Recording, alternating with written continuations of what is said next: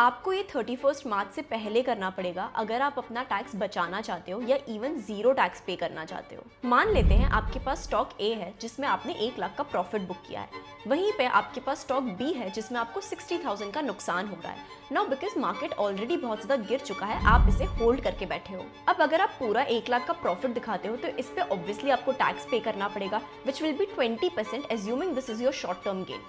यहीं पे tax loss harvesting काम आती है। आप स्टॉक बी को बेच दो और अपना लॉस बुक कर लो।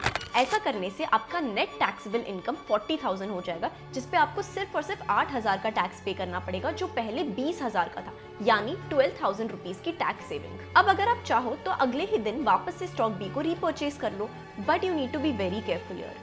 अगर आपने अपना लॉस मेकिंग स्टॉक 1 साल के ड्यूरेशन से ज्यादा के लिए होल्ड करके रखा है तो आप इस लॉस से अपने शॉर्ट टर्म गेन को सेट ऑफ नहीं कर सकते। इन शॉर्ट, आप अपने शॉर्ट टर्म लॉस को अपने शॉर्ट टर्म गेन और लॉन्ग टर्म गेन दोनों से सेट ऑफ कर सकते हो, लेकिन आप अपनी लॉन्ग टर्म लॉस को सिर्फ और सिर्फ अपनी लॉन्ग टर्म गेन से सेट ऑफ कर सकते हो। बट ये टेक्निक आपको फायदा देने की जगह और ज्यादा नुकसान दे सकता है अगर आपने इसका पार्ट 2 नहीं देखा।